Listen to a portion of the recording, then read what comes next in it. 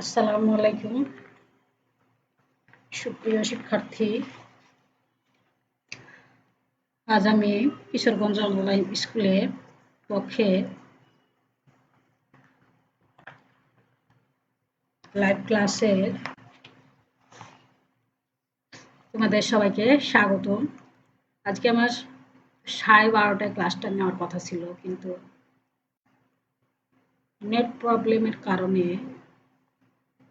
নির্ধারিত সময়ে ক্লাসটা নিতে পারিনি, এজন্য দুঃখিত। এখন আমি এসেছি কিশোরগঞ্জ অনলাইন স্কুলের 8ম শ্রেণীর শিক্ষার্থীদের জন্য বিজ্ঞান বিষয়ে ধারাবাহিকভাবে ক্লাস নিই। সুপ্রিয় শিক্ষার্থী, তোমরা সবাই বই খাতা কলম নিয়ে লাইভ ক্লাসের সামনে হাজির হয়ে যাও এবং লাইভ ক্লাসটি দেখো এবং অন্যকে দেখার সুযোগ করে দাও। আজ আমি 6ষ্ঠ অধ্যায়ের এর আগে আমি ধারাবাহিকভাবে পরমাণুর গঠন নিয়ে আলোচনা করেছিলাম। পরমাণুর গঠন, তারপর পরমাণুর ধারণা বিকাশ, তারপরে পারমাণবিক সংখ্যা, ভর সংখ্যা ও আইসোটপ এবং আইসোটপের ধর্ম ও ব্যবহার নিয়ে ধারাবাহিকভাবে ক্লাস নিয়েছি। আজকে আমি তার পরের ক্লাস নিয়ে আলোচনা করব। সুপ্রিয় শিক্ষার্থী, আজকের ক্লাসে সবাইকে স্বাগত। উপস্থাপনায় আমি সেলিনা খাতুন, সহকারী শিক্ষক, নূর কাজী হালিমিয়া মহিলা মাদ্রাসা, ফটিকছড়ি, চট্টগ্রাম। 8ম শ্রেণী বিজ্ঞান 6ষ্ঠ অধ্যায় পাঠ 9 থেকে 11 নিয়ে আলোচনা করব।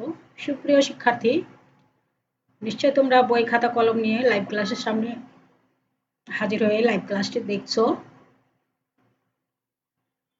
সুপ্রিয় শিক্ষার্থী, তোমরা লক্ষ্য করো যে এখানে কি দেখতে পাচ্ছ।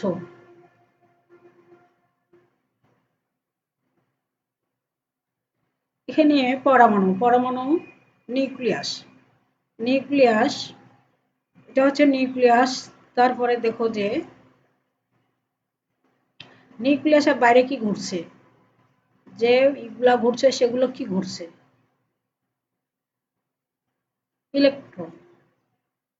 ইলেকট্রনগুলো কিভাবে সাজানো আছে? ইলেকট্রনগুলো নির্দিষ্ট কক্ষপথে নির্দিষ্টভাবে সাজানো আছে, এটি বিন্যাস। তাহলে শিক্ষার্থীরা, আমাদের আজকের পাঠ শিরোনাম কি হবে? ঠিক বলেছ, আমাদের আজকের পাঠ শিরোনাম পরমাণুতে ইলেকট্রন কিভাবে বিন্যস্ত থাকে। সুপ্রিয় শিক্ষার্থী, তোমরা পাঠ শিরোনামটি খাতায় লিখে নাও। এই পাঠ শেষে তোমরা যা যা শিখবে তা হলো পরমাণুর কক্ষপথ বলতে কি বুঝো, পরমাণুর কক্ষপথের ইলেকট্রন সংখ্যা নির্ণয় করতে পারবে, বিভিন্ন পরমাণুর ইলেকট্রন বিন্যাস ব্যাখ্যা করতে পারবে। সুপ্রিয় শিক্ষার্থী, এখন আমরা পর্যায়ক্রমে শিক্ষণ ফলগুলো নিয়ে আলোচনা করব। প্রথমে পরমাণুর কক্ষপথ কি সেটা আমরা জানব।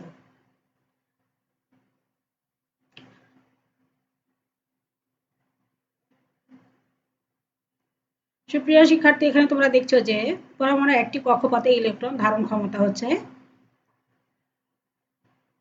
2n²। n সমান হলো 1 হলে প্রথম কক্ষপথে ইলেকট্রন আছে সমান 2 গুণন 1² সমান হচ্ছে 2টি। তারপরে দেখো n সমান 2 হলে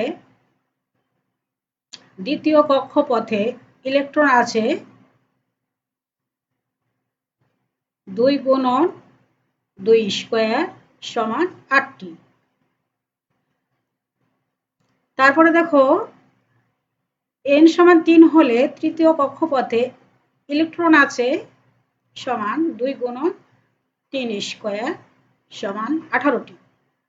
তো শিক্ষার্থীরা এখানে প্রথম কক্ষপথে 2টি, দ্বিতীয় কক্ষপথে সর্বোচ্চ 8টি, তৃতীয় কক্ষপথে সর্বোচ্চ 18টি ইলেকট্রন থাকতে পারে।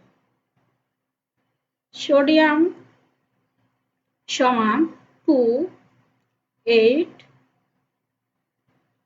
18। এইভাবে পরমাণুতে ইলেকট্রনগুলো তার কক্ষপথে সাজানো থাকে। এটা হচ্ছে কি সূত্র মোতাবেক। সুপ্রিয় শিক্ষার্থী, এবার দেখো নিউক্লিয়াস। এটি হচ্ছে নিউক্লিয়াস। তারপরে প্রথম কক্ষপথ। প্রথম কক্ষপথে 2টি ইলেকট্রন, n সমান 1। তারপরে দেখো n সমান 2, এটা হচ্ছে দ্বিতীয় কক্ষপথ।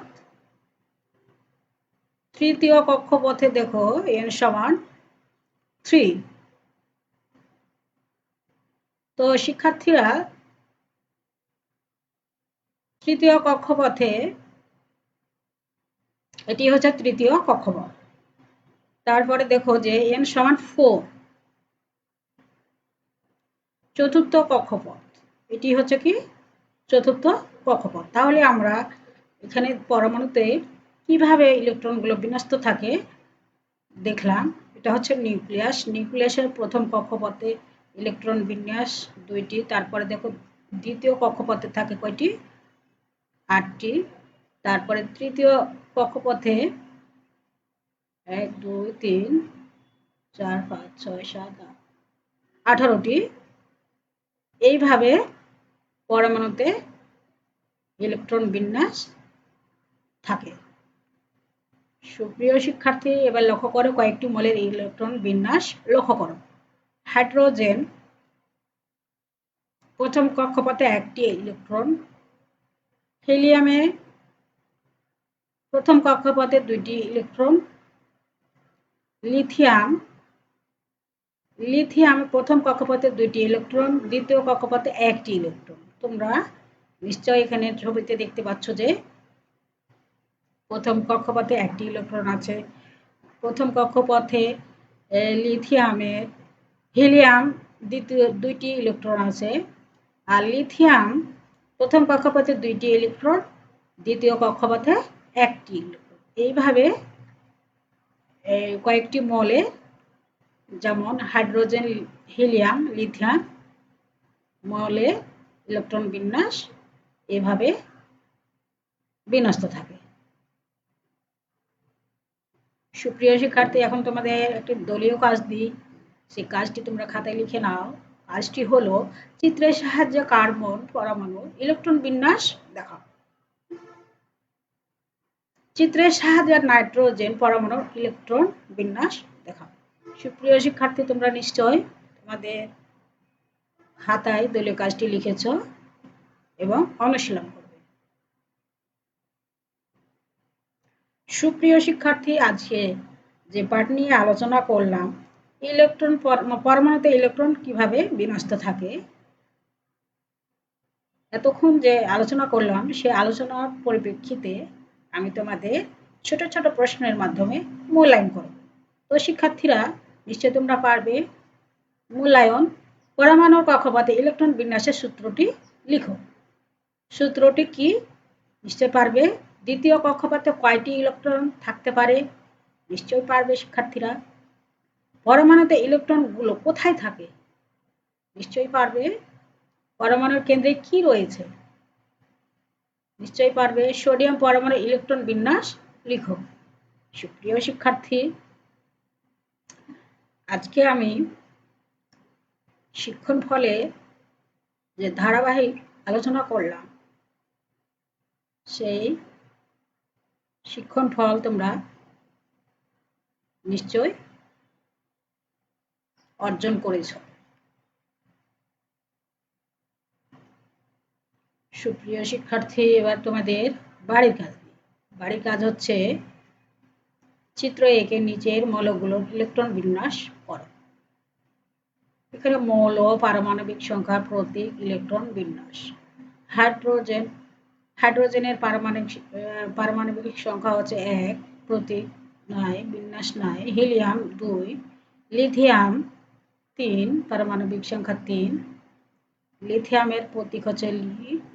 তারপরে বেরিলিয়াম, পারমাণবিক সংখ্যা হচ্ছে 4, বোরন 5, কার্বন 6, নাইট্রোজেন 7, Ni, এবং ইলেকট্রন বিন্যাস হচ্ছে 2, 5। অক্সিজেন 8, পারমাণবিক সংখ্যা। ফ্লোরিন 9, নিয়ন 10, সোডিয়াম হচ্ছে 11, সোডিয়ামের প্রতীক Na, ইলেকট্রন বিন্যাস 2, 8, 1। ম্যাগনেসিয়াম 12, অ্যালুমিনিয়াম 13, Al, সিলিকন 14, পারমাণবিক সংখ্যা হচ্ছে 14, Si। এই বাড়ির কাজটি তোমরা ছক আকারে যেভাবে এখানে স্ক্রিনে দেওয়া আছে ঠিক এইভাবে তোমরা ছক আকারে পূরণ করে তোমরা তোমাদের যখন প্রতিষ্ঠান খুলবে তখন তোমরা তোমাদের স্ব বিষয়ে শিক্ষককে বাড়ির কাজটি দেখাবে। সুপ্রিয় শিক্ষার্থী, নিশ্চয়ই তোমরা বাড়ির কাজটি খাতায় লিখেছ এবং অনুশীলন করবে। সুপ্রিয় শিক্ষার্থী, এতক্ষণ সাথে থাকার জন্য তোমাদের সবাইকে অশেষ অশেষ ধন্যবাদ।